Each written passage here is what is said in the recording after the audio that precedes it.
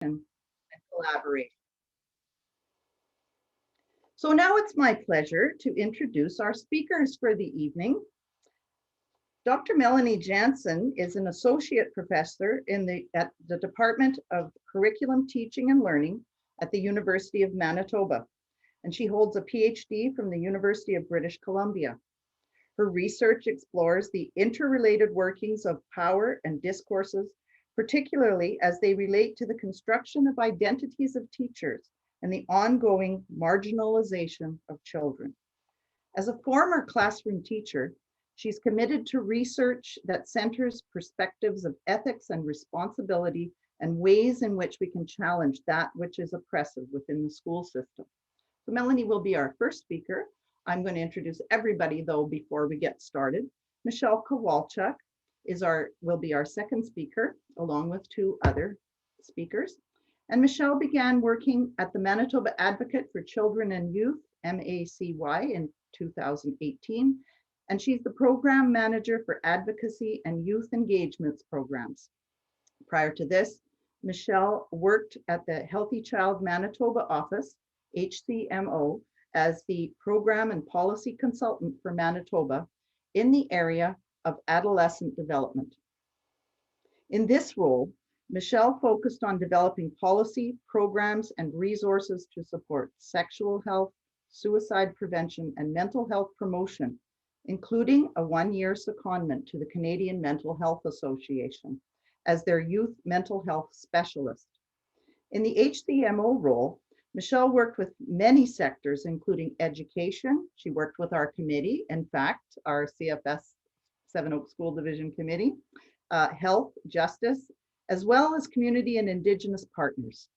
Michelle also spent 19 years working in a clinical capacity, doing family mediation, family assessments, and counseling for children, youth, and families experiencing separation and divorce. Michelle has a keen interest in children's rights and engaging children and youth to better understand their lived experience. Outside of work, Michelle enjoys hiking, skiing, paddling, skating, gardening, and along with her family, being an active part of the Ukrainian community. Michelle will also be joined by Michael James Breland, whose home community is Fox Lake Cree Nation.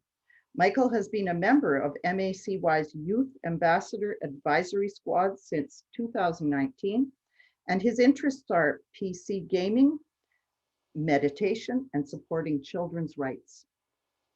Also joining Michelle in her talk this evening will be Trevor Morasti, who also goes by Tyson T.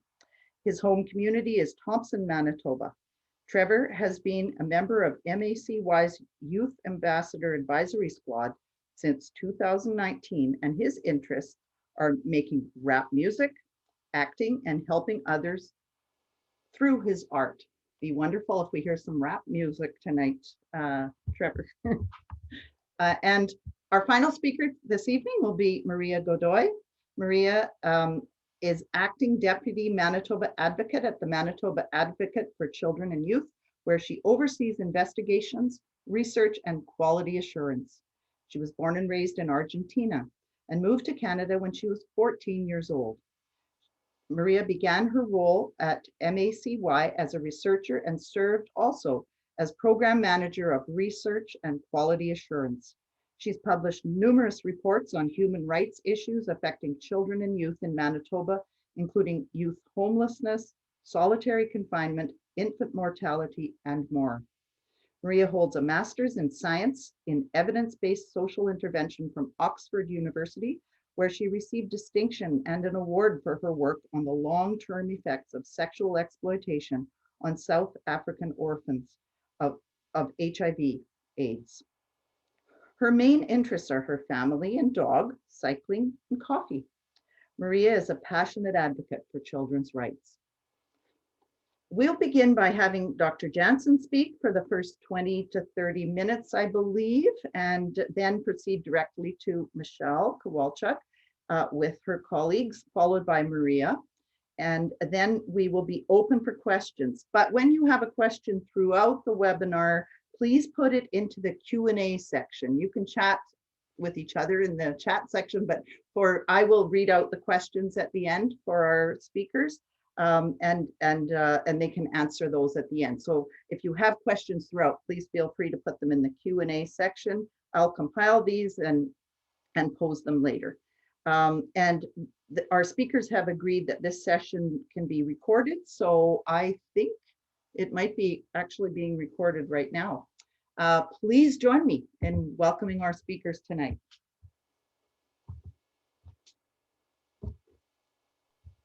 Thanks so much, Sharon, for that lovely introduction.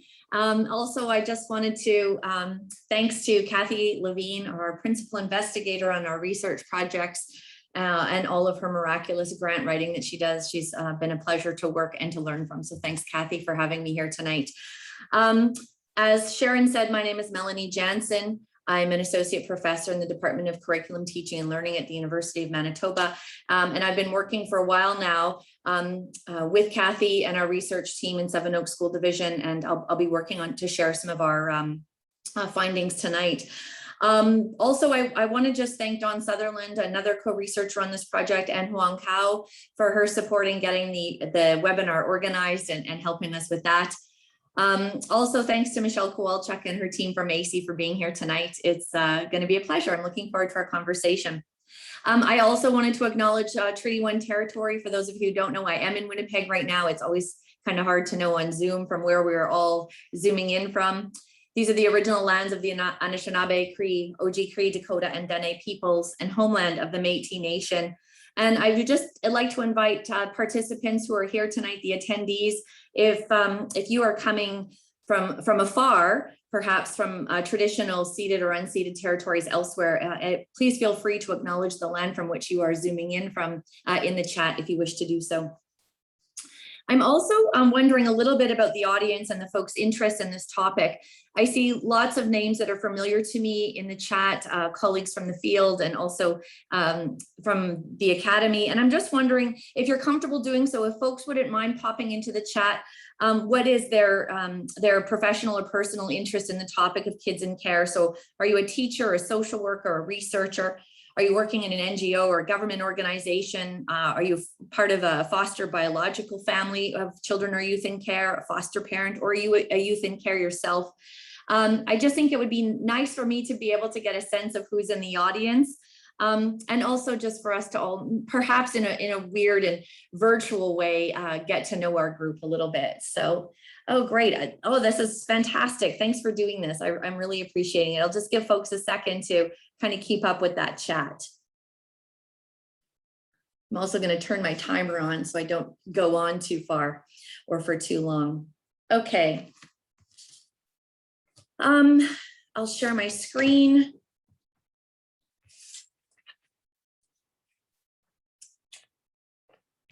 This is great. Thank you so much, everyone, for popping your various interests in the chat. I really appreciate it. It also helps me to sort of understand, maybe parts of the talk that I might focus in more on. Wow, this is great. Well, thank you all for making time to being here tonight, this lovely fall evening, and choosing to spend yet more time on Zoom. I really do appreciate it. What I'm going to talk about tonight is one part of the larger SSHRC funded study. I'll give you a little bit of context to that as we're going along. But I'm really going to focus tonight on stigmatization and the effect of policy on the identities of children in care. I'll give you a little more information about that as we go along. And why isn't there we go. Here we go. Okay, so the overview of what I'm going to share tonight is a little bit of context and purpose of the research study to kind of lay the land a little bit. Then I'm going to share our findings from our first kind of go at the data we collected. And I'll share just 3 key themes just really quickly. That piece has already been published. I'll share the reference with that later. And then I'm going to focus the bulk of my time tonight on this idea of stigmatization and the effects of policy. And then later on, we'll have some time for questions and comments. Okay. So the larger study, as I mentioned, is led by our principal investigator, Dr. Catherine Levine, in the Faculty of Social Work at the University of Manitoba. She received funding for what's called a SSHRC Partnership Development Grant. For those of you not in the Academy, that is the Canadian federal government's granting system for social sciences research. And the grant was around exploring system change to improve educational experiences of children in care. The other researchers were myself and Dawn Sutherland, at the time at U of W, and now currently we're so pleased to have her at U of M. And then of course we had other partners on this grant, namely Seven Oaks School Division, various child welfare authorities and agencies, MACI, as we know, the Manitoba Advocate for Children and Youth, Voices, and others, some of whom will be presenting in this forum series. The larger purpose, of course, was to explore the ways in which the education system, child welfare, and stakeholders collaborate to improve the educational outcomes for children in care. So here's a little bit of a context. Of course, this study was situated within Manitoba. It was prompted in part by the Brownell report, which many of you will be familiar with, which found the connection between the unacceptable rates of academic success and children in care. So children who were deemed to have been in care at some point of their educational career fared very poorly in the educational system. This led to our larger study, Exploring Systems Change, which I just talked about. And from that study, we did some school leaders interviews. And it became clear from our participation in our school division meetings and events that the school leaders were enacting a wide variety of strategies to support children and youth in care in their schools. And by school leaders, I'm talking about principals, vice principals, teachers, support teachers, and school-based social workers. And we thought it was important at that juncture in the project to elicit, document, and to theorize those activities that the principals were engaged in. So that led to the larger study of school leaders' insights on supporting children in care, to document the ways in which they support kids, but also to elicit the strategies they enlist and the barriers that they encountered. So we interviewed 14 participants from 4 different schools representing early, middle, and senior. And we did individual and 2-person interviews, which we then did some analysis on. And importantly, and I'll talk about this a little bit later, we've done some conference presentations, the 1 peer-reviewed paper, some articles, and this manuscript that I'll present tonight is in progress. Sorry, I keep losing my little button at the bottom, my arrow button. Oh, there we go. Okay, so for the first part of the study, which was the strategies that school leaders enlist to support kids in care, we developed it's a published manuscript now, but and some of you will have seen me talk about this and other, especially my colleagues from the field who are here. You've seen me present on these findings before. This paper was entitled Improving Educational Experiences, an Ethic of Hospitality. And it was in this study that we elicited the strategies that the school leaders used.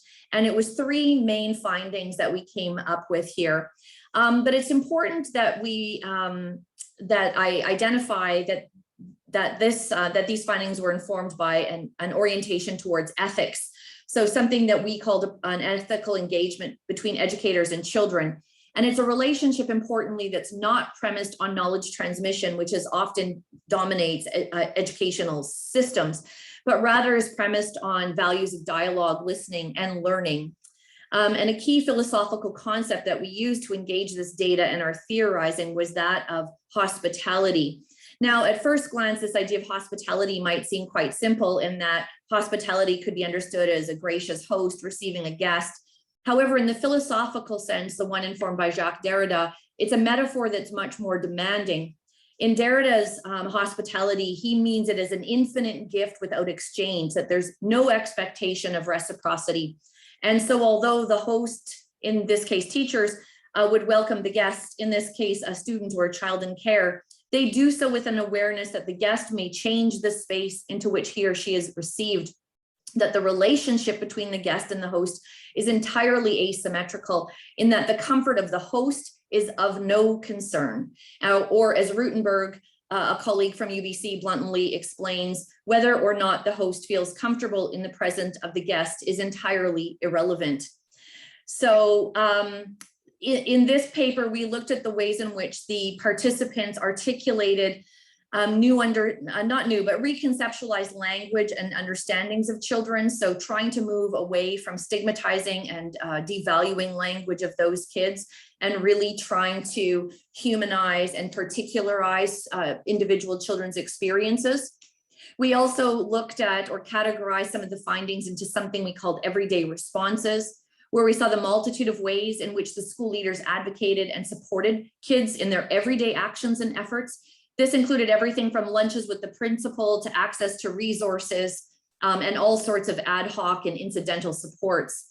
But then, as one principal wisely told us, it's not just about friendliness, and that it was actually important that we create a culture of hospitality.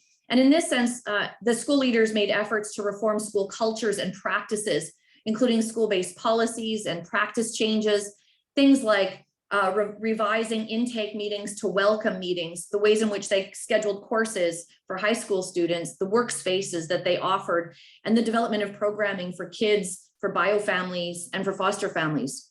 So that was the first study that we did, strategies that that school leaders enlisted.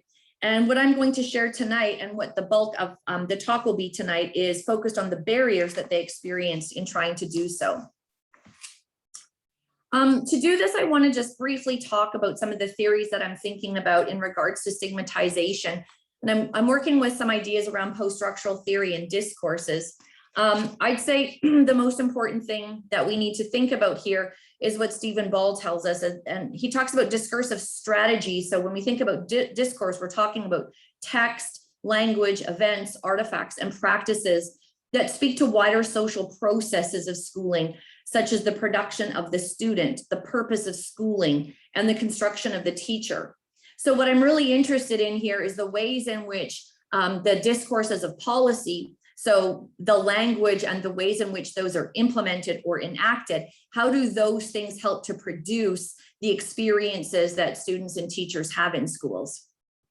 And I'll give you some examples of that as we go along. So let's just go to the literature on stigmatization, first of all. The literature documents a number of contributing factors to stigmatization. None of these things will be of surprise to folks who work in the field. Stigmatization is sometimes caused by poor educational outcomes, which is in part connected to poor experiences in schools, which can be attributed to feelings, or can attribute to feelings of stigmatized. Of course, we can see how that particular idea is a catch-22 as well. Other factors that contribute to stigma are rules and processes that surround kids in care that can generate stigma and social difference. They're surrounded by a lot of policy and policy actors which is part of what we'll get to in a minute. And that kids in care often experience greater transiency, and therefore they have inconsistent or difficult peer relationships, which can also be stigmatizing.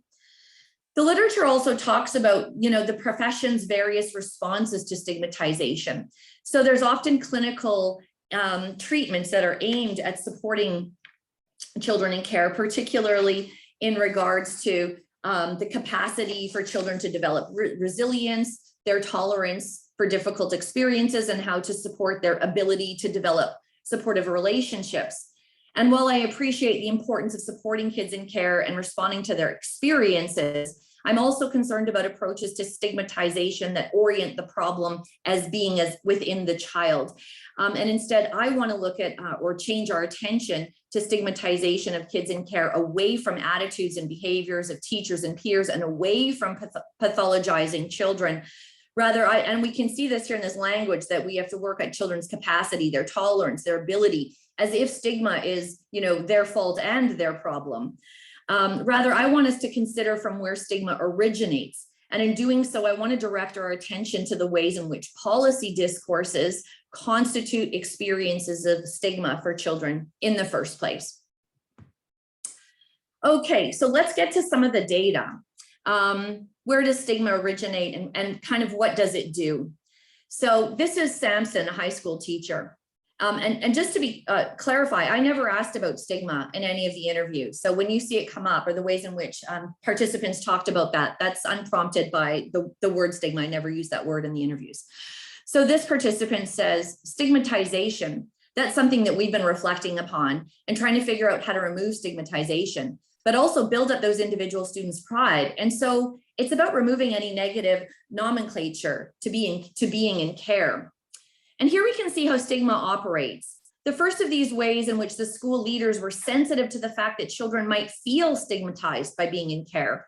Another participant, Jason, explained, one thing you don't want them feeling ostracized. You want them to feel like there's a way they can be, develop some connection and support. It's a tricky thing to navigate.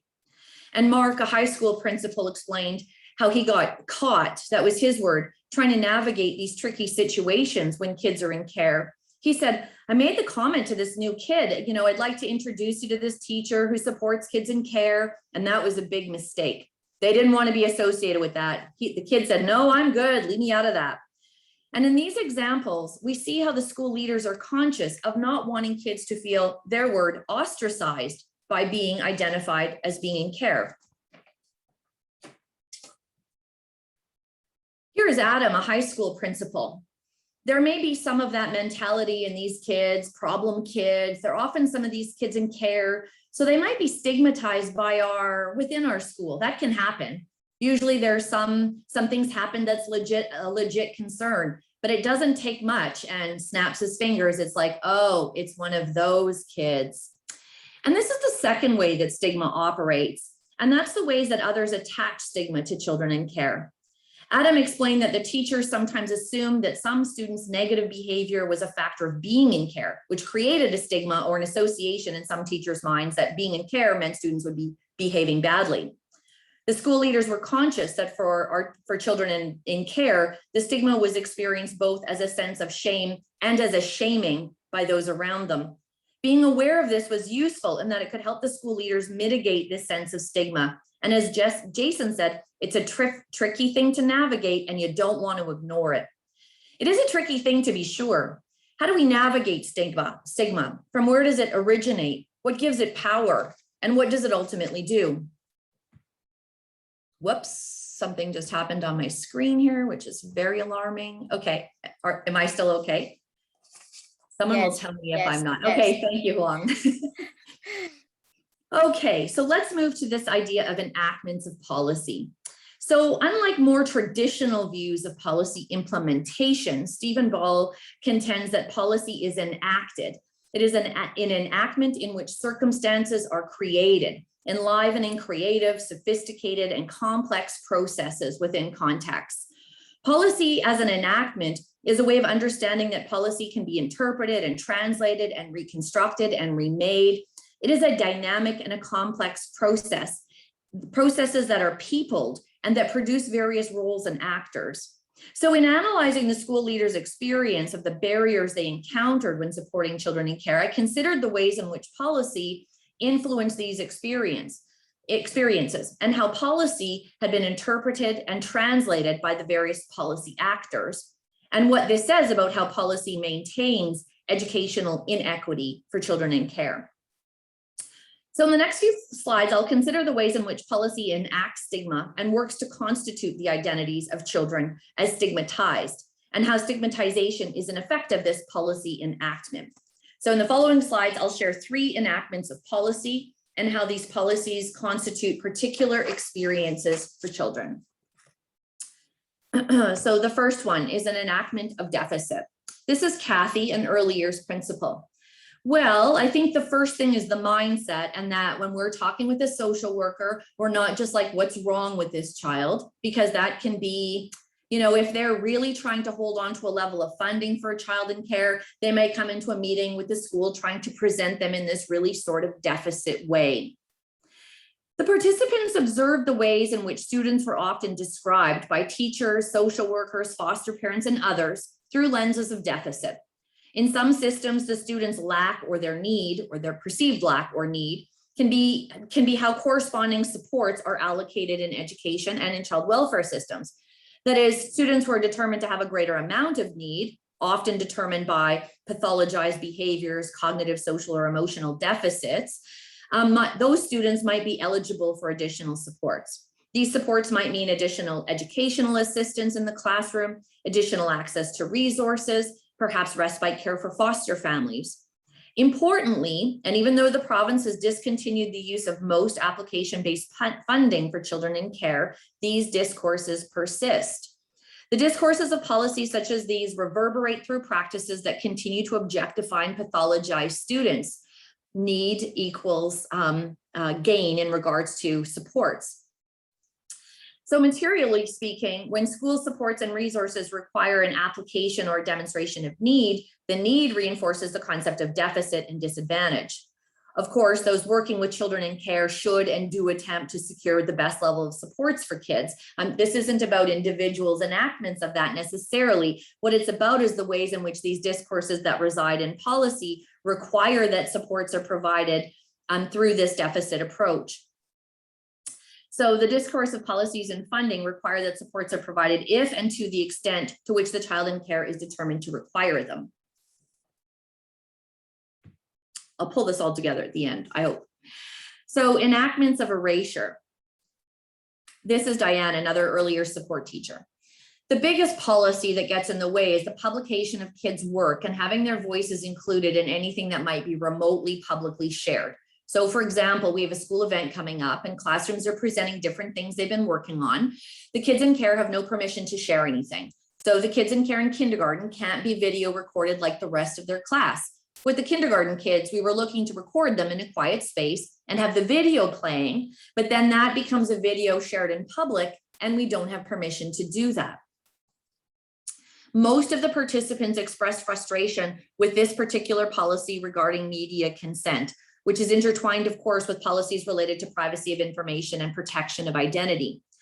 The district's publication authorization form is a media release intended to be signed by the parent or the guardian, granting permission for the district to share a student's work, work samples, achievements, pictures, videos, and so on in public spaces, including educational workshops, classes, conferences, on websites, etc. The form must be signed by the legal guardian for whom we all know that for children in care, this is the social worker. And as a matter of practice, according to the participants, social workers do not usually sign these releases. Obviously, this is probably for good reason, reasons of child protection, meaning that in some cases, the location of children in care would need to be kept confidential, and that by publishing the children's images or artwork, their location could be publicly known and could put a child's safety at risk. This all makes perfect sense. So although the intention of the policy might seem to have the child's best interest, their protection and safety at its core, its enactment seems to have unintended and perhaps even dire consequences. So in Diane's description here, we see how the breach between how policy is intended and how it is enacted becomes an important space to consider. It is in these interpretations and enactments that the policy garners its discursive effect, isolating and alienating children in care and thereby generating stigma. In enacting the policy, participants explained how children are excluded from photos, blurred, erased, and placed on the fringes of the group. The enactment is both a literal and figurative erasure of the child's existence. It determines who can and who cannot be counted as a subject. The effect is an active erasure of the student's physical presence, actively stigmatizing children in care. Enactments of paternalism. This is Martha, a teacher in an early and middle years school. She says, well, we took a little bit of flack when we first started our foster family group because one social worker said, well, now you're identifying and labeling these kids. How dare you do that? You're endangering them. We were doing it from a lens of this is going to be a great support system for these parents and kids. And it wasn't something we were broadcasting for the outer community, but yeah, we took flack for it. Here we're attending to policies around privacy. In Manitoba, similar to most jurisdictions in Canada, protecting the privacy of citizens, including students who are deemed more vulnerable, is of utmost importance. Privacy laws for children in care are designed to not overshare personal information for their own protection and privacy. Yet again, it is in the enactment of in particular contexts where things get messy. At one school with a very high rate of children in care, Martha explained that the school began hosting these evening information sessions for foster families to provide them with support. As Martha explained, she received this disapproving response from a social worker when the school initiated these events. The social worker's concern is that in gathering the families together, the children would be identified to other families as being in care. and the social worker felt that this was a breach of the child's privacy. However, not only do we see the policy being interpreted differently by each of the policy actors, so by the teacher and by the social worker, similar to other policy enactments explored, there's an also active exclusion of the child in regards to how dealing with information sharing. That is, participants explained how information for children regarding why they were in care, where their bio family was, where their siblings were, was often withheld or at least not actively shared with children in the name of protecting them from what might be difficult or perhaps what they think was unwarranted to be shared. This becomes, what I argue in the more fulsome paper, becomes paternalistic. These policies related to maintaining privacy and protection are enacted or can be enacted as a silencing, foreclosing opportunities for children in care to claim a particular identity marker. So even by not allowing kids to identify as being in care, which is in part perhaps what some folks would prefer to argue, it shames that identity marker of being in care. The effect of this silencing and covering up creates shame for children in their desire to know about and to ask about their placements, their care plans, and their families. The stigmatization of the status teaches children not to question their own situations. It's overly controlling and paternalistic. And I think we could also engage this idea with notions of colonialism, which I don't have time to fully explore here, but I think is warranted and has been done by other academics in regards to kids in care, the child welfare system and colonialism. Okay, so where we're going to get to now, this idea of policy, enactments, and stigma.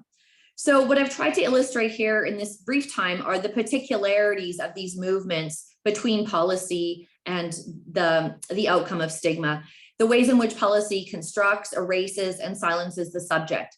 For children in care who are already marginalized by way of being in the welfare system, they're further marginalized by and within the school system, and then stigmatized by policies that are intended to support them. Contrary to providing support, the policies constitute stigma through shaming, dehumanization, objectification, pathologization, and paternalization. Because children in care are already overly regulated bodies, that is, they're surrounded by a myriad of institutional policy and policy actors, they are treated differently than other children, automatically othered through and by policy. The second point that I've tried to make is that these policy enactments illustrate the precarity of children in care, objectified and marginalized, constructed as lesser than other children, and it represents the violence of the identity marker of being in care. The stigma of being in care creates the conditions through which certain students become more vulnerable than others. And because of the stigma of being in care, the child's life is not produced according to the norms of childhood. The third point I've been trying to make is that stigma of being in care is magnified by other identity markers. And I haven't explored that fully here, but I think it's worth consideration. So being in care and other identity markers such as race and poverty, or by a child's misbehaviors, which I've written about elsewhere, the ways in which misbehaving is also an identity marker of shame, reverberate through policies and practices of responses and further exasperates children's vulnerabilities. In Manitoba and in Canada, this is especially important because of the numbers of children in care who are disproportionately Indigenous, which is First Nations, Métis, and Inuit, and who are often disproportionately affected by poverty. And I want to just say that these are systemic issues. Udell states that we should see how markers such as we see how the markers such as race, gender, ability, sexuality, disability, and social class come to be entangled with other identity markers, making it impossible for some children to become seen as students. So it's not all doom and gloom, I hope. Through this analysis, I've illustrated the ways in which the discourses of policy shape the existence and experience of children in care, and specifically how they enact stigma. In doing so, I've shown how policies meant to support children in care are discriminatory and in fact constitute children in care as lesser. Yet these discursive effects do not need to foreclose identities and possibilities. Because discourses are contingent, there are potentials for interruptions and disruptions. Although we see here the discursive process through which stigma and thus inequality and exclusion manifest and endure, I hope that this also provides some insights into how these might be interrupted allowing the identities of children in care to be constituted differently. And as Deborah Udell reminds us, discourses can be resisted, undercut, deflective. Discursive meaning can be shifted, silenced, and subjects can be constituted differently. Through the critical engagement with and of policy discourses, hopefully we can see other ways of thinking about and engaging with children in care across school practices in everyday interactions, while also attending to the institutional structures of power wielded through policy. The school leaders are required to abide by the policy and yet can enact it more ethically. For example, the media release policy must be signed by guardians when using the image of children for public distribution. And yet, as we read with Linda, she says, talk about the way to just instantly isolate and alienate. We just try to include kids in photographs and then ask the people who are using them to be sensitive to how they photograph and not to distribute them. We're not going to stick a badge on certain kids, which I heard is a practice in some schools. No, we are not doing that. Or organizing them so all the children in care are on the fringes of the group, like literally on the fringes. No, we're not doing that. So as we see, because Linda sees some enactments of this policy as an injustice for children in care, she chooses to enact it differently. As Stephen Ball would say, Linda brings her own experiences, skepticisms, and critiques to bear on policy enactment. She diverges from a more restrictive and inhumane reading. In this way, we see how policy is intended and how it is enacted and the gap between them. And what I've tried to demonstrate is how the interpretations and enactments of policy garner its discursive effects, isolating and alienating children in care, often without intention to do so. But it does generate stigma. And I hope this study can also shed light on how we might identify and disrupt enactments of policy to minimize stigma, and thereby enhancing equity and justice for children in care in our educational systems and in their daily experiences at school. Thanks so much. I just want to draw your attention at the very end here. The first part of this study that has been published is in the Canadian Journal of Education. It's freely available online. And that one deals with the strategies that school leaders use. And then the following four are magazine articles that have been co-written with our Seven Oaks colleagues, with folks from child welfare, from Voices, and social workers. So I just wanted to alert you to those, and those are also free online in the Leaders and Learners magazine, which is a Canadian Association of School Systems Administrators magazine. So please do consider checking out my colleagues' work. Thank you all for your time. I look forward to our conversation.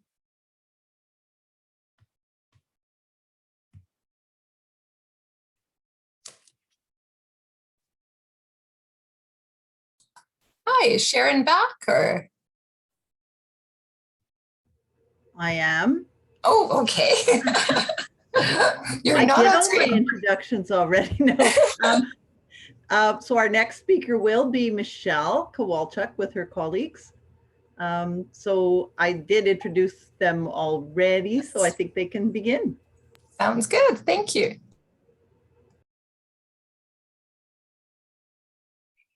Well, thank you so much, everyone. I think Michelle's going to share some of the slides for us. I wanted to, we can see it. Perfect. I just wanted to say thank you to Dr. Melanie Janzen. Absolutely fascinating, the study, and something that I reflected on from our perspective from the Manitoba Advocate for Children and Youth is changing of that language. So what we do and what we reflect on is using a rights-based language. So that changes the deficited perspective around needs. And then we start talking about entitlements and we start talking about human rights, which forces the question around responsibility, because when there are rights, there are kind of equal obligations by governments who've been signatories to these human rights instruments. So anyway, just a quick reflection to connect a little bit our presentations here.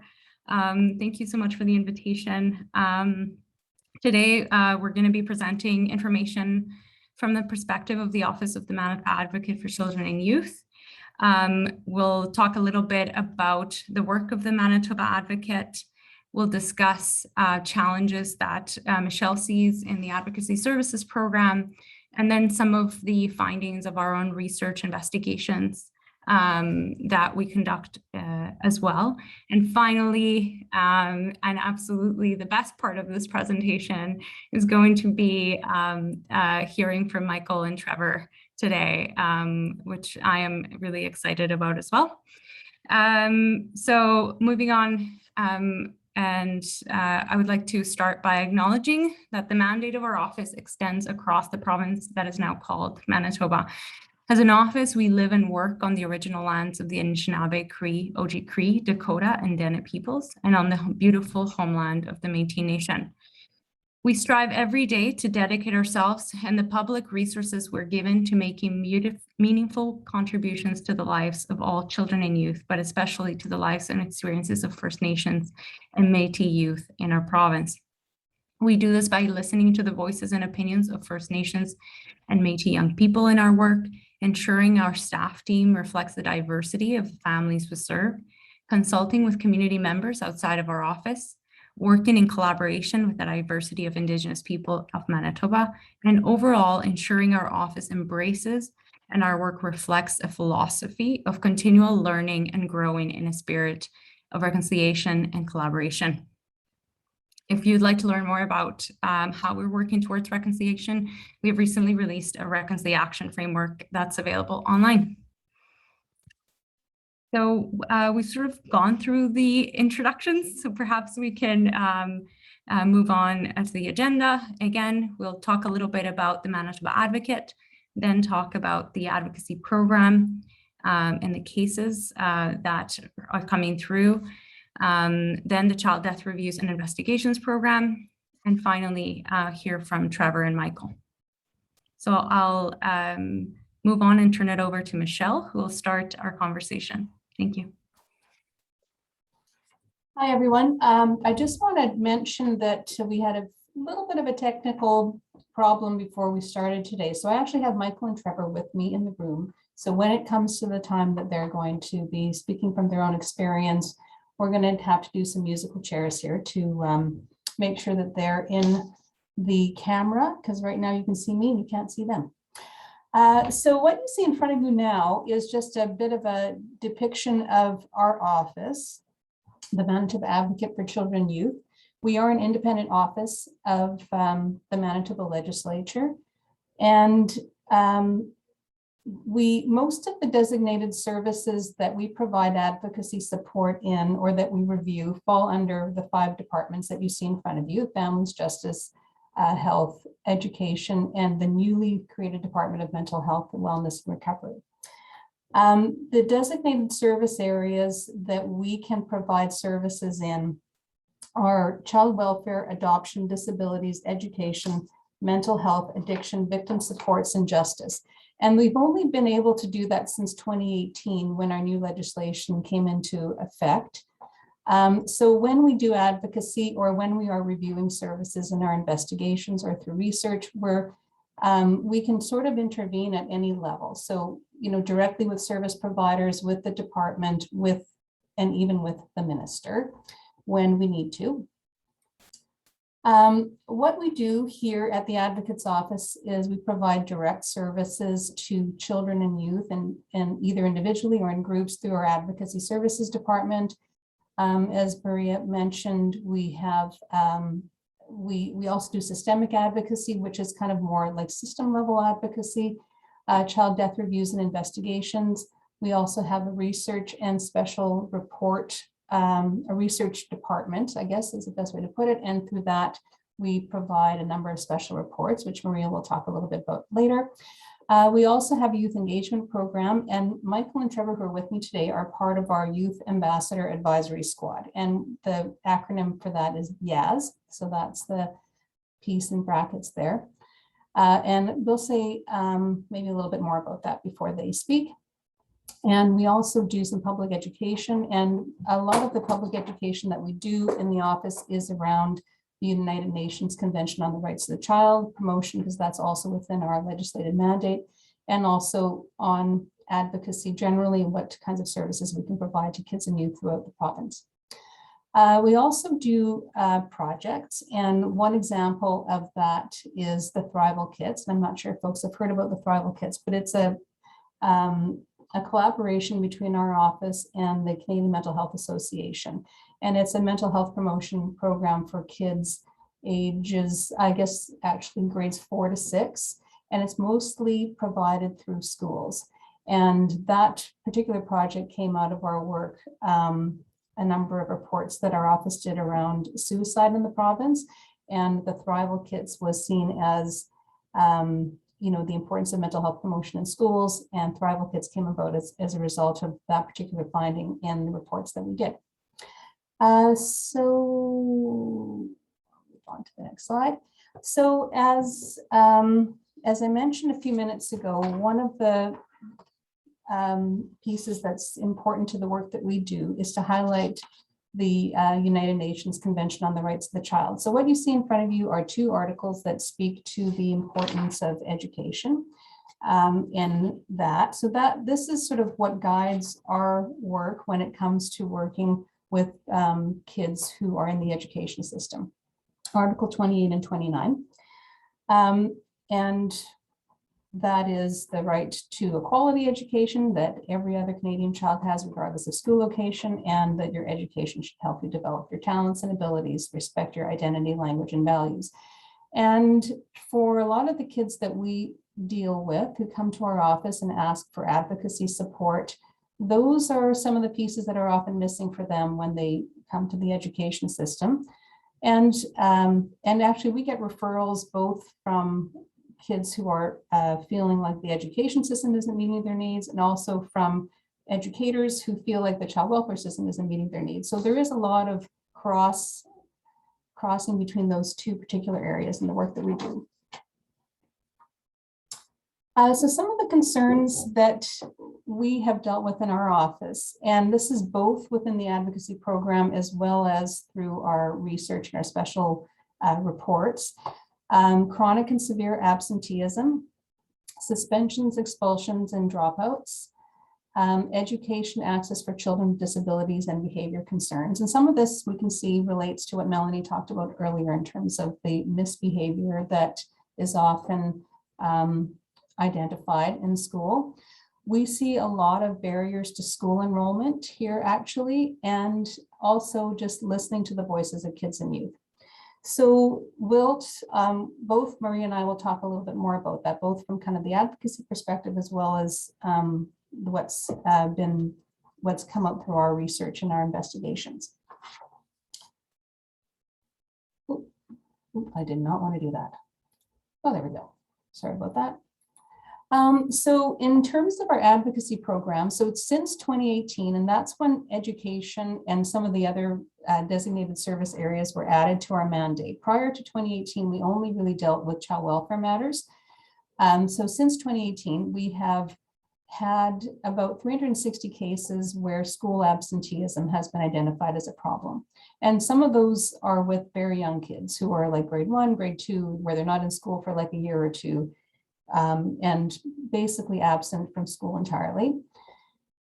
We have also seen 322 cases of education-based advocacy, and the main concerns that have come out there are school registration, case coordination in school, school attendance, and special needs support. So prior to 2020, we weren't really doing a lot of active advocacy in school absenteeism cases, and it really just started to come more to our attention, both from educators who were talking about kids being absent from school, and from child welfare who were saying that they really didn't have a mandate to get kids to school, as where there weren't any other child protection concerns. So where a kid was absent, for example, and it was brought to the attention of child welfare, they were saying unless there were other protection concerns, they really had no role with the family. So these kids are often like falling through the cracks, essentially. So some of the examples of the cases that have come to our attention are being denied enrollment because of their location, denied a return to school full-time because of, it could be a number of issues there. It could be that that child may be labeled as a kid who has behavior issues. The school doesn't feel it can support them.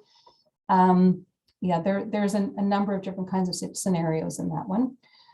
We've had situations of inappropriate discipline being used in school, not enough or lack of appropriate school supports.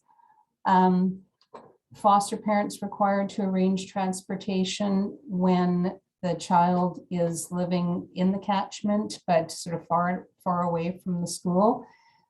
Schools not working with the CFS agency, youth only attending 1 hour a day, wanting to attend full-time, and inappropriate use of the calming room. So those are just some examples of the things that we've seen. We've also dealt with situations, and Melanie talked about this quite a bit, CFS agencies not allowing kids to have photos taken or their work displayed. And we've had many times it's an older youth that comes to us and says, you know, why am I not allowed to be in the awards photos like all the other kids? We've had situations where kids were expected to go to particular programs because of the type of placement they were in. So for example, a particular group home, all the youth who attended that group home were expected to go into what was viewed as kind of a special needs classroom, essentially, even if the youth in question didn't have particular needs that required them to be segregated from other students.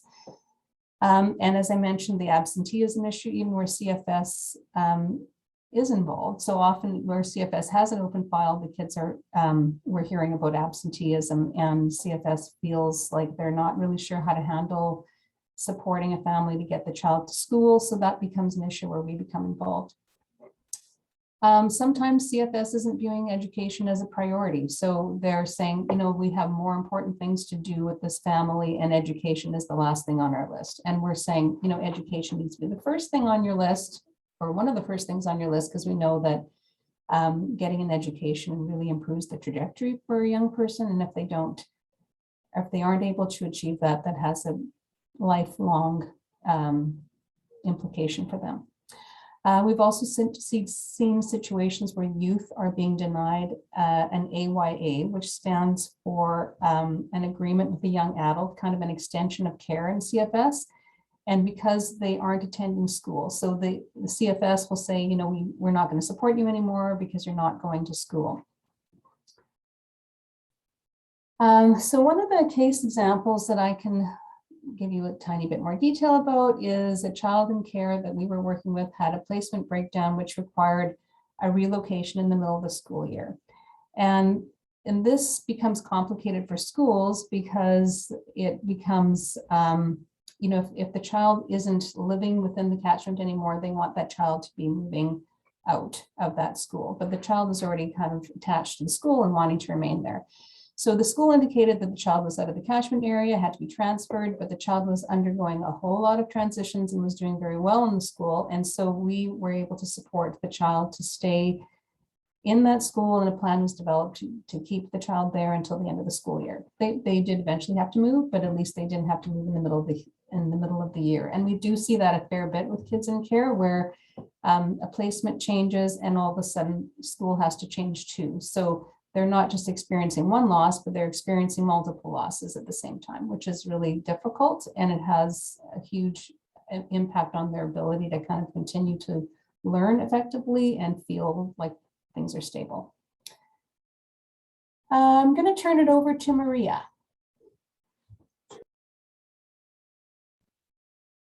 Thank you, Michelle. So I'll be talking about 3 issues that we have found through our investigations and special reports.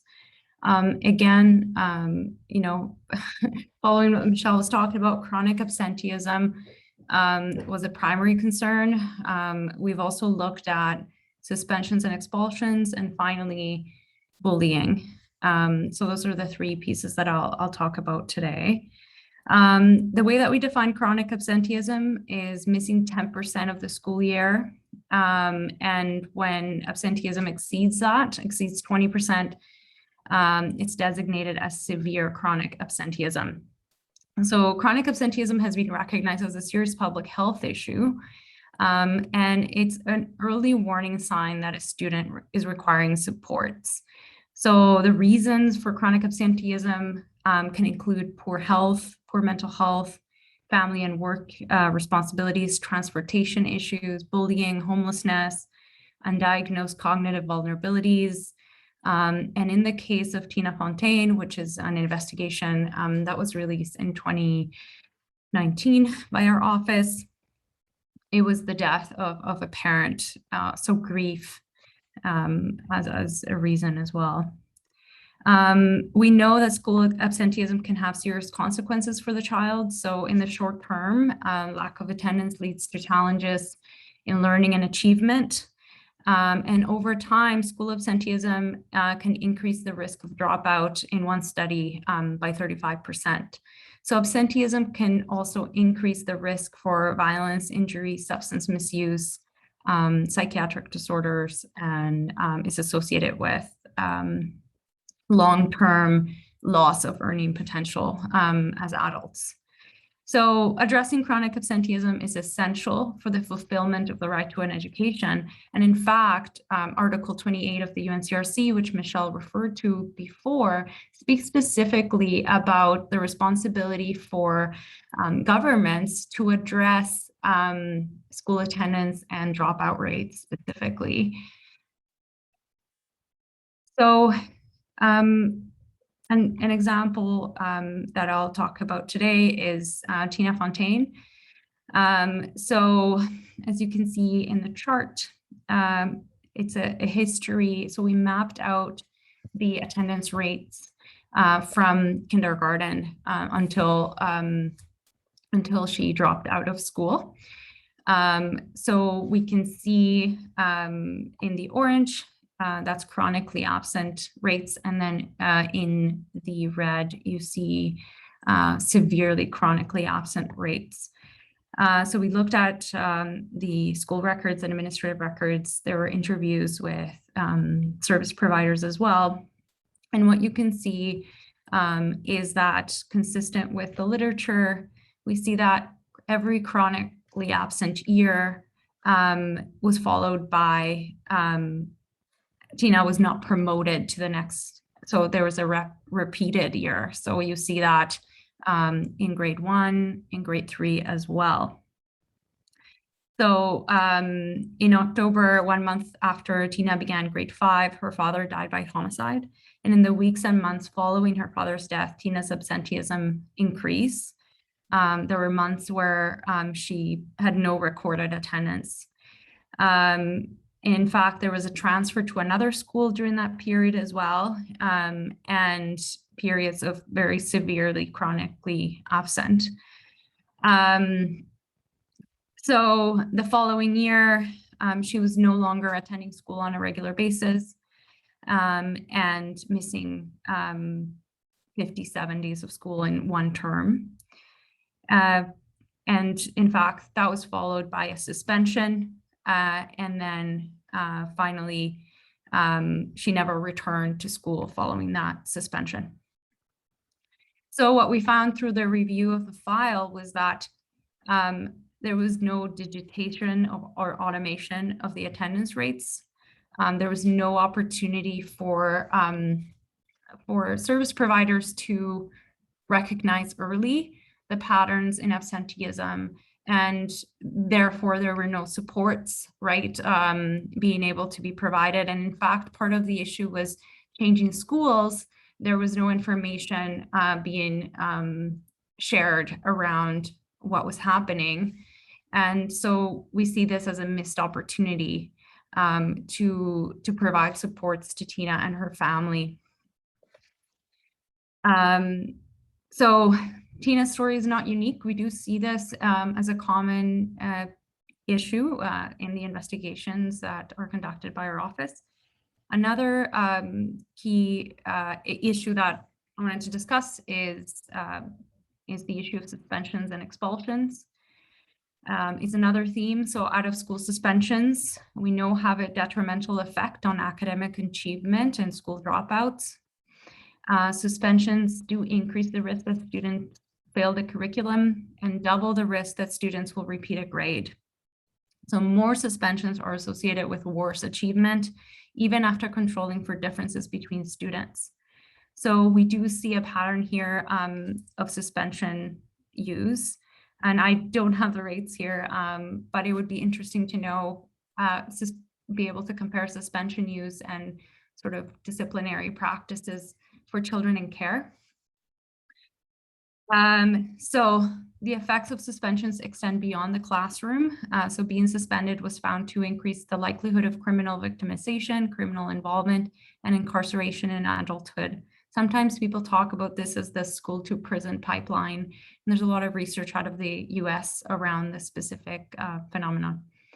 So one expert put it perfectly when he stated that suspension is often the first step in a chain of events leading to short and long-term consequences, including academic disengagement, academic failure, dropout, and sometimes delinquency. So researchers theorize that suspensions increase the unsupervised time for students that are high risk for further detrimental behavior, while simultaneously reducing access to supportive services. So suspensions often work to further disengage the children and youth that need the most engagement and connection to the protective effects of schools. So both Tina Fontaine and Circling Star were subject to multiple suspensions. Despite different life stories, the suspensions led both students to become disengaged from school and eventually to dropping out of school. So for Circling Star, suspensions were directly correlated with an introduction to the criminal justice system.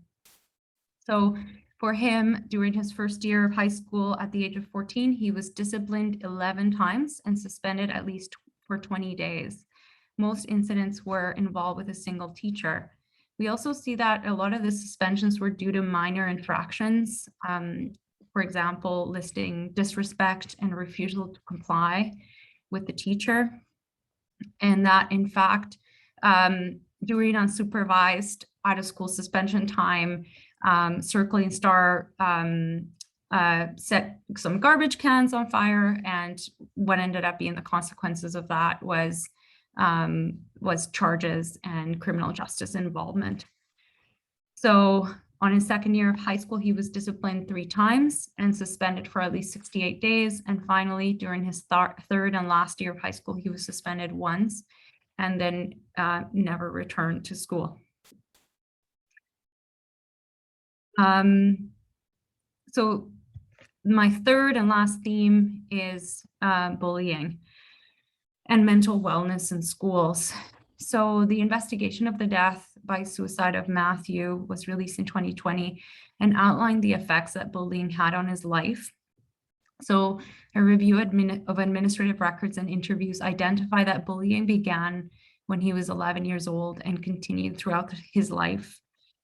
There's records that state that, Matthew did not feel safe at school. And as he aged, he began fighting back and threatening other students, which led again to suspensions. And the bullying began a process of disengagement from school as well, which we know is a protective factor for youth suicide.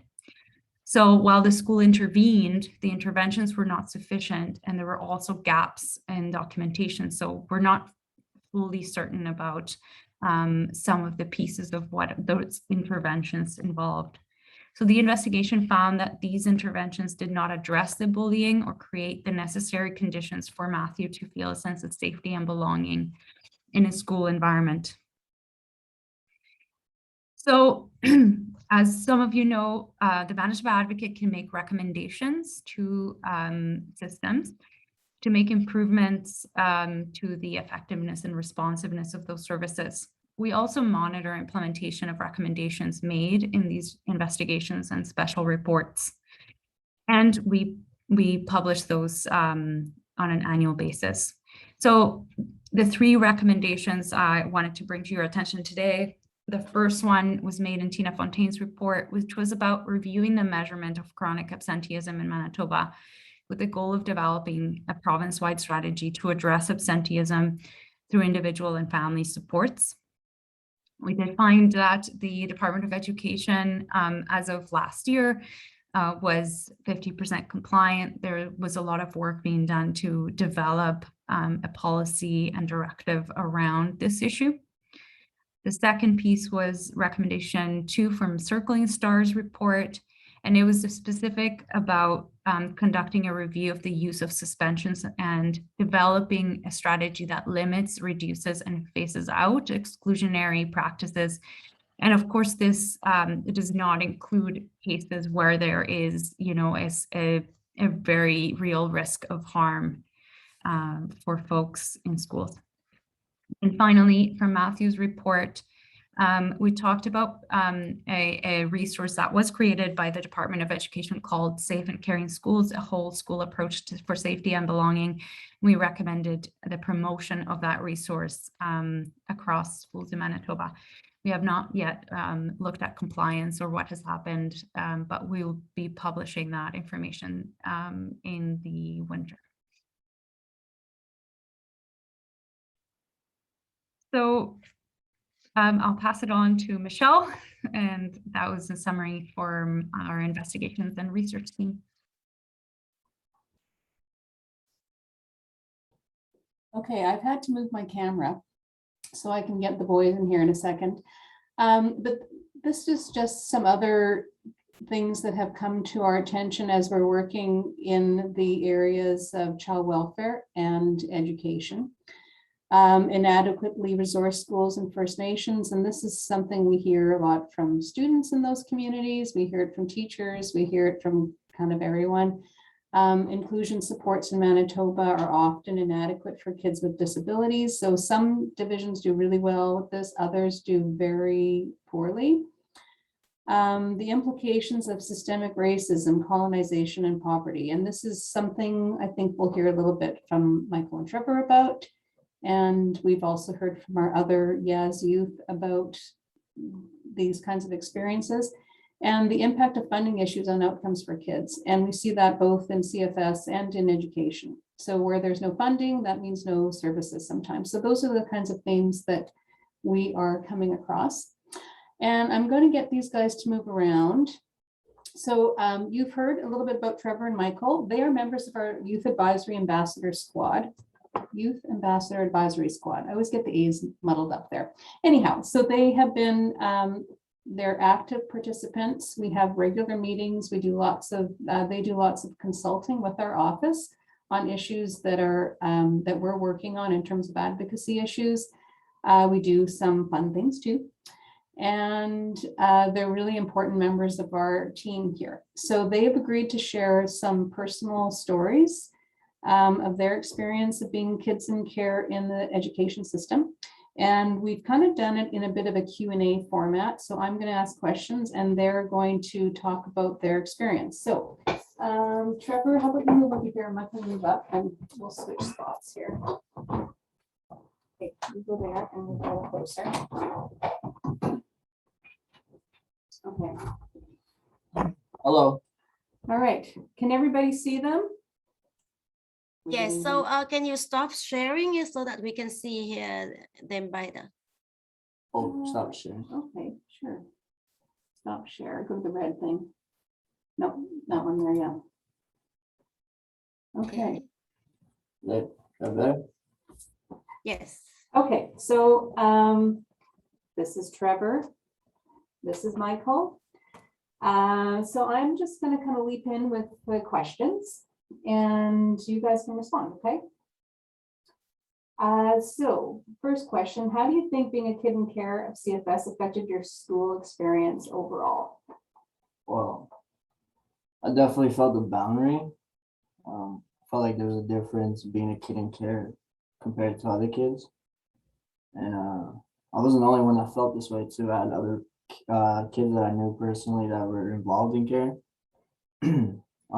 For example, for parent-teacher conferences, I would never have anybody who would go. Like my social workers would sometimes go, and my foster parents were always busy with work.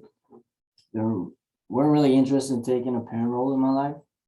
So I kind of like started, that's kind of where it started to build up more and more. Also, teachers would say to me, like asking me who my family was, and like who my brothers and sisters were, and I didn't really know because like being in care, we were disconnected from learning about our family. Well, it was for me, and so like I would like immediately feel like I was already labeled as soon as I let them know. Like I don't even know my family. Like I'm an orphan. Um, it was hard to make friends. And, I was worried that when they got to know me in the place that I lived is just where I stayed, you know. It wasn't a home, it was just a house. Uh, I tried being friends with a lot of like kids who never came up like me, like who lived in suburbs and stuff. But I always had trouble like connecting with them, and couldn't relate to any of the discussions we would always have. Like, oh, me and my dad went fishing, or me and my mom went shopping. I couldn't relate. Um, for the kids that would be like, my mom was hanging around with some drunk guy last night, so I had to kick him out of the house. Like I could relate to those things, so I hung around with people that I more related to, who were mostly kids in care. Um, it affected the way I was being taught a lot. I know what it's like to be ignored in school. I would tell myself that if I had a question that wasn't being answered, that it was okay, but clearly it wasn't. I would fall behind and I would try to ask for help, but just never received any. A lot of teachers have like teacher meetings, and there was conversations where my name was brought up a lot. Teachers didn't really like me being in class because due to my history behavior, it kind of seemed like they didn't really care the way I was acting the way I was. Like they didn't really dig in to see why I was acting out in class or misbehaving. They kind of just like brushed it under the rug, you know. This is what caused me to drop out of high school actually. Is feeling like I wasn't I wasn't like accepted somewhere where you should feel belong.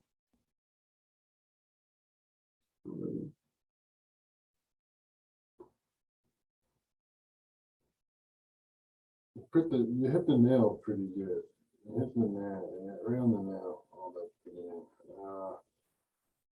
Speak about like a little bit about your own experiences. Yeah. I don't know. I just have this mindset that it's my fault because of my behavior. Because in the end, here I am reflecting on it again. Not really. Everything that was said by the presentations is all just spot on, you know, just spot on.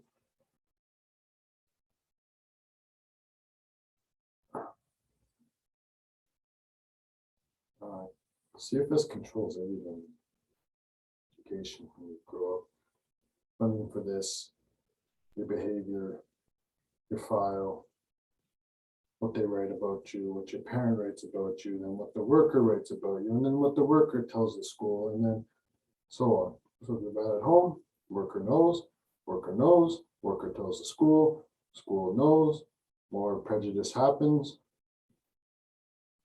I don't know, it's just an endless cycle, and it's like And it ends up in stigma. endless cycle. That's my whole school life too. Even until I graduated, even until I went to normal classes and never went to LAC.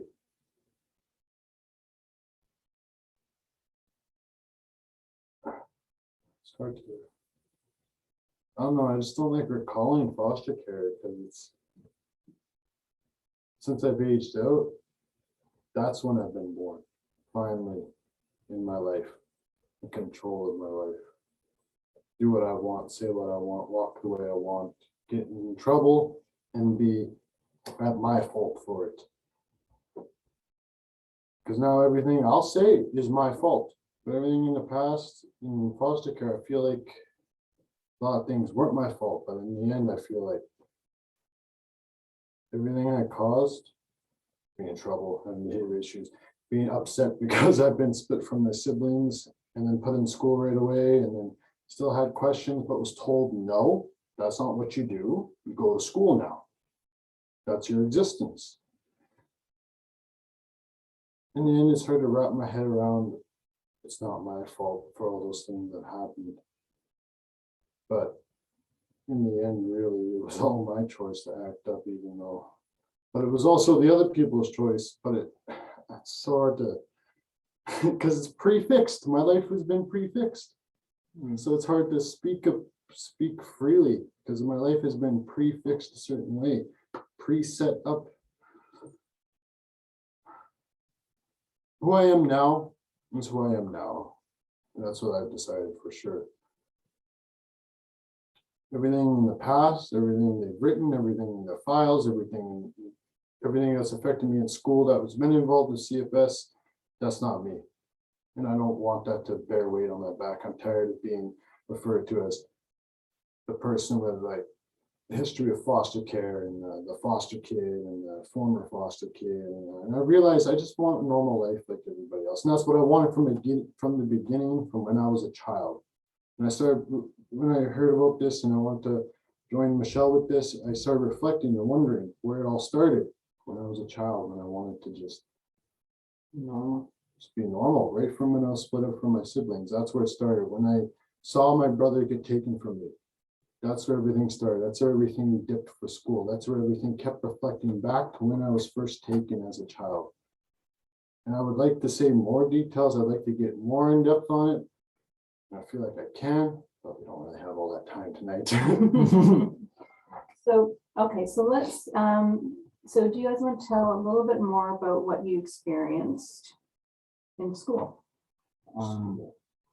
In school, I acted out a lot, as I was saying before. I felt unwanted in a place where teachers should make you feel like you're wanted. And that's where like a lot of conflict comes from with the way I was acting out, is because due to my background, is what they would say, because I wasn't brought up by two parents, I would act out more than other kids in class. So that was kind of like their little excuse of saying like, he's probably the way he is because he doesn't have two parents at home or he's in foster care. So they would label me. And I would notice a lot because one year a teacher slipped up and said too much. And I really made me like open my eyes to like the school system and how like education is being brought down for kids in care. And it's like you can see like we're a step below the ladder, other than the kids that are on the ladder and going up. It's like we have to work 3 times harder to get to where normal kids would be. So I acted out a lot of classes because I just felt like no one really cared. I felt that there was racism for some people. We don't matter, and that's the way I felt in school. Like, for an example, my hall security for the entire time I was in high school would check up on the classes I was in more than other kids. And it was like basically just to monetize me for the kids that acted out more and who had a history from misbehaving. And I would ask other kids, like, doesn't the hall manager ever come check your class? And a lot of people would tell me, like, no, it's just sometimes, but we would talk to the teacher. It made me realize, like, oh, well, they're there to monetize all the bad kids, basically. So I did feel like there was like a kind of like a boundary that we were put in. And if we were stepping out of line of it is when we would lead up to suspensions. And I got a lot of those too.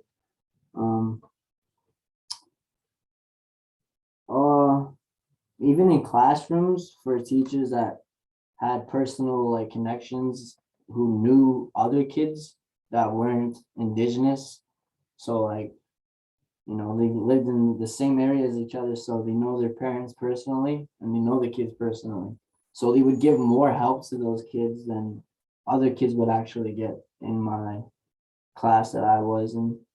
And unfortunately, due to this, she would get up and like go help other kids at their desk. But for like when problems came to us, we would have to get up from our desk to go to her desk to ask for help. And that's like where I felt like there was like a race intention there. And by like the end of the semester, I went to my counselor and I was telling her about this, and I was shocked by her reply because she told me that I wasn't the only student that felt this way in her class, and that other people were reaching out to the counselor to drop the class as I was doing because they felt like there was racism towards Indigenous people.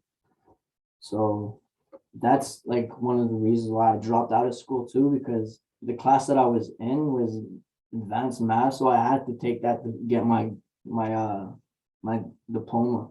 So obviously didn't get my diploma, so that really had a lot of effect for my life right now. Also, like, for the way I acted out and I got suspended a lot, I was close to getting expelled from school, and there's only one high school in Thompson, so like I was on the freaking edge of messing my life up entirely. And what my principal made me do was go to the school board by myself. Like, didn't even contact my social worker, who's my legal guardian, and like basically told me to talk to them face to face meeting and give them an explanation of why I should be let back into school. And we had this meeting, and like I was put in a precious spot because like I was working too. And like at the time I was like, you know what, man, I'm making money and I didn't even need school to get this job. So I was like, I can just keep my job and drop out of school. But at the time, my foster parents, they weren't having it. So they kind of forced me to do it. And they didn't show any moral support for me when I went there, which sucked because like, you know, how many students go to the school board to meet with like the head school board to talk to them just to get let into school, you know?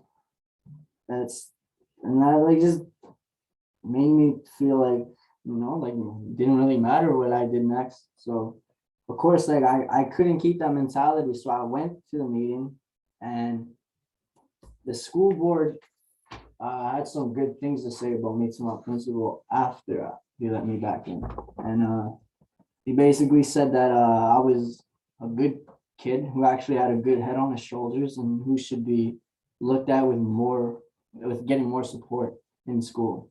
So what the principal did in retaliation is made me go to an off-school campus program with a bunch of other degenerates. And I thought, he probably thought that I would feel more comfortable with being in, right? And I didn't feel comfortable. Like, I just didn't feel like that's where I was supposed to be. Like, I felt like, you know, all my other friends were going to high school. There was all these things. They didn't even let me go to my prom. I'm like, it really stopped a lot of things that were allowed to be on school grounds. And if I was actually threatened too, they told me if I was ever on school grounds, they would call the cops and have me escorted off the premises. And like that was a really big red flag to me for my education in Thompson, because I felt like if they were gonna do this to me, like how many other kids are gonna do it too? So I didn't really felt like it was really important to graduate. So that's another reason why I dropped out. Michael, how about you?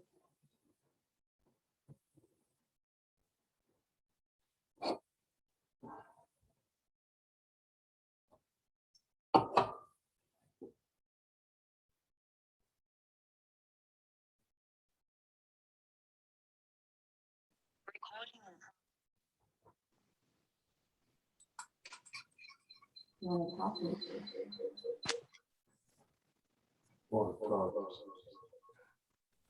Michelle, it's hard to hear you. Pardon me?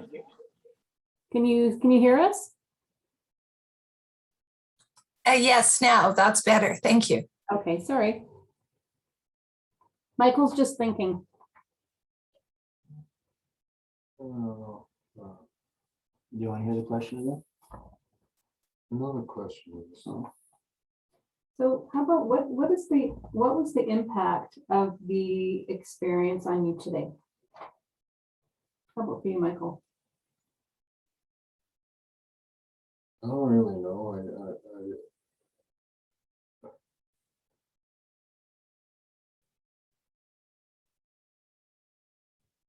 What are some of the pros and cons?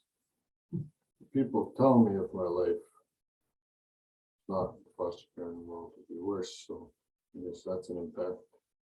But that's another prefixed perceived concept of my own life in existence. But I know it all ties back, at least for my life, it always tied back to home and how my education was going. Home, my worker, and all the everything that was presented here at the beginning of this meeting. It was always home. It was always home. It was always emotion. It was always that folding.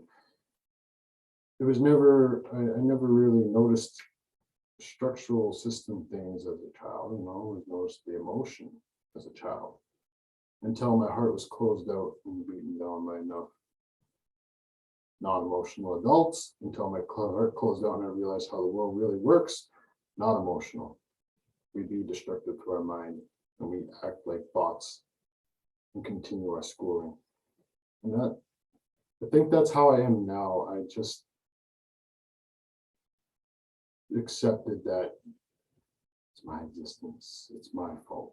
I don't really know how to recollect or recall exactly how it impacts me because I'm still, I don't know how it impacts me. I don't know. How about you, Trevor? Not that simple for me at least. Yeah. It affected me like a lot, but it also affected my foster parents too. Everything I did affected my foster parents, and it was kind of like disappointing for me in a way because like I can feel the embarrassment that they had when they would talk to other parents and they would ask like, "Oh, so what is your foster son do? Did he finish school?" And for like my foster mom to reply like, "Oh, my kid didn't finish school, but he does music and he's gonna be an actor." It kind of like I feel like they get a little embarrassed to know like like maybe it was the like parents are gonna be probably thinking like, oh, maybe it was the parents' fault that I didn't graduate. Meanwhile, it was just my own fault. And it really did like kind of made me more of a humble person today because I recognize and I know what it feels like to be ignored. And I've become more helpful towards others.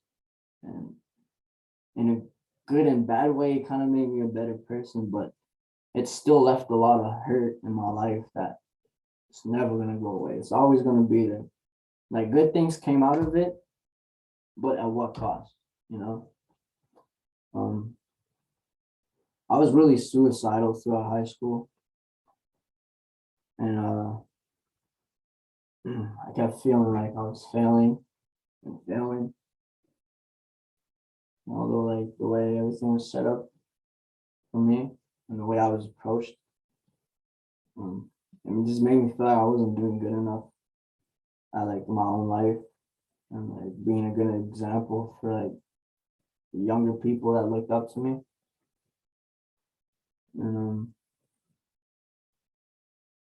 like my experiences made me more aware of things. Like so many friends that I talk to, I'll help them by like listening, talking to them, because I know we all just need reassurance. Like that would help a lot.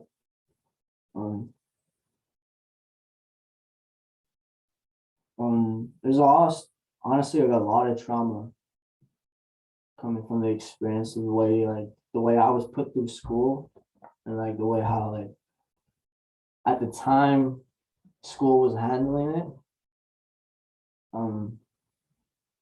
I felt really distant from my teachers, but I got along with some of them like excellently.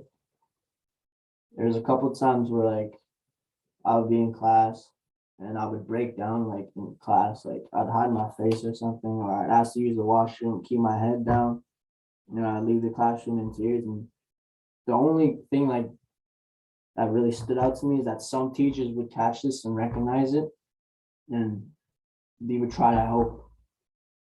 And there's a couple times where like, if they didn't do that, I probably would have walked out of school and tried to do something to myself, because all the things that have built up in high school for me, like really pushed me to the limit of where like suicide would have been something that I committed to, and that tragically probably would have took my life. And in high school, a lot of kids feel this way too. Like it's not just from experience for kids that are in cares. Things like even people with parents, like there's things going on in the kids' lives that the school doesn't have any resources for. Like when someone was bringing up like going through divorce in a family, I seen a lot of that in people that weren't in CFS, and it affected their grades, their attendance, and like the way they were.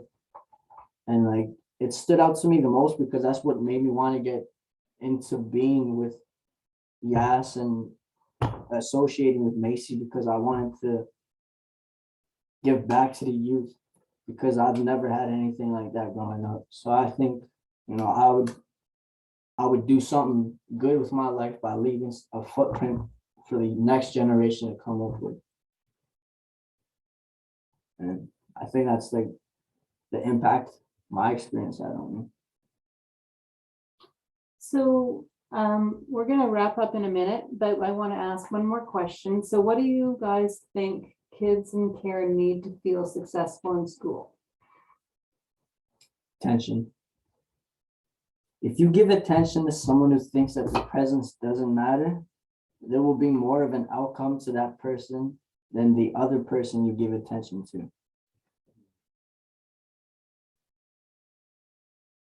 Michael, any thoughts?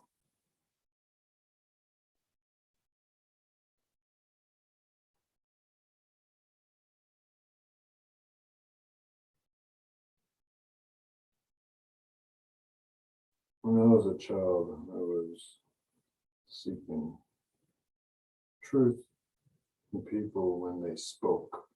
I really noticed from a young age adults that spoke ill and adults that didn't speak true to their heart. I didn't like that. And I knew an adults were with attitude, adults were with different phrases that weren't the same. I was able to tell which adult was being rude, and that's what I would say. I guess that workplace competence for adults towards the children, like fucking treat them with respect. They're our future. Mhm. That's basically what I got for that. Like they need to be honored as such. Absolutely honored as such. Anything else, Trevor? Is to make the school like a safe place. Because like what you were saying, the slow disappearance in Matthew, I felt like that could have been like my story too. If I felt like school wasn't safe for me to be. I did go through bullying a lot, but I was always that kid like that. It never fazed me. Like you can't hurt me. I've been hurt so many times to an extent where you gotta get a knife and stab me or get a gun and shoot me. Then I'll actually hurt. Cause like everything in my heart, it already shattered. I put all the pieces back together through all my pain, and I turned that shit into power. And I feel like school is the only place where kids can feel safe and enjoy part of their lives. And that one really hits me because there is days where like I didn't want to be home because of what was going on at home. I couldn't really tell to my social workers or to my friends. I just had to keep to myself and just go to school and like put like a mask on and fake your smile when you go to school every day. But there was days where like I would go to school and it wouldn't be fake. Like I would actually feel like, not every day is gonna be bad.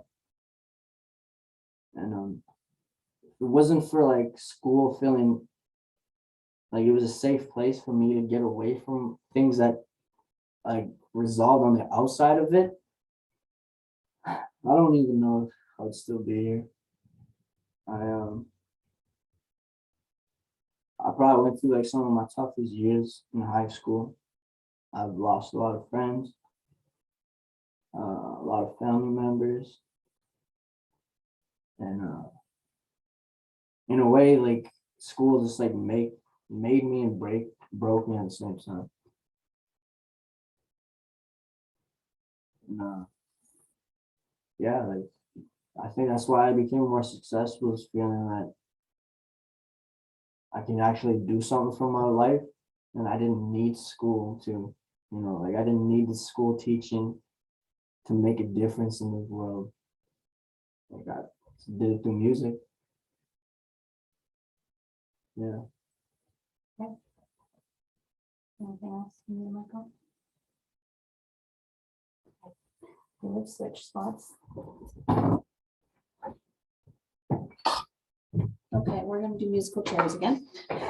So that was pretty heavy. And I know you guys are used to sharing some heavy stuff because we do that a lot in Yaz, and we have to make sure that we take care of each other after we share some heavy stuff. But so we've gone in this presentation from like sort of the really academic to the really experiential. And yeah, so the comment says, thank you for your courage in sharing, guys. So yeah, so it's a lot to share stuff, and I know I really appreciate it. So thank you for doing this today. And that's it for us, I think.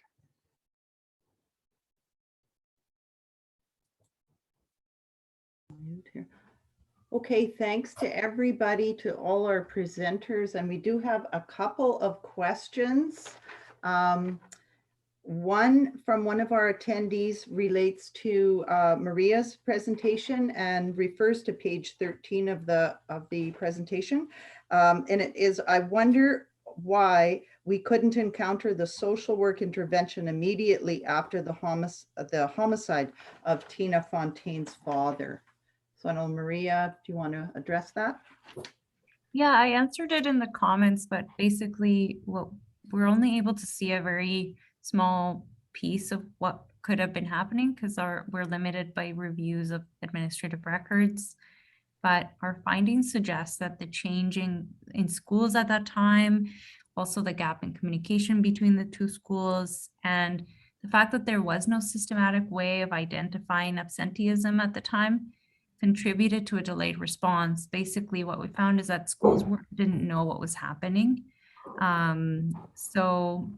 also posted the link to the full report so you can take a look. But that was our assessment based on what we were able to take a look at. Okay, thank you. And we did get another question that I think you already answered as well, Maria, but it is from David Groff. And David says, I'm interested in how the advocate responds to absenteeism. So there's many ways we would respond, and I also rely on Michelle here, but what I answered is that for individual cases, each case comes through the advocacy services program and is assessed individually. It could look really different for each person. So responses look like meeting with the youth and to see their perspective, what's going on. It might include supporting systems coordination. Sometimes is an issue between CFS and education or the school not communicating with the parents, or sort of communication issues that advocacy officers are really good at supporting. And then it could also be about advocating for family support so that that can encourage attendance and school engagement. There's also the systemic responses, so the kind of like the recommendations, the direct connection with the education department.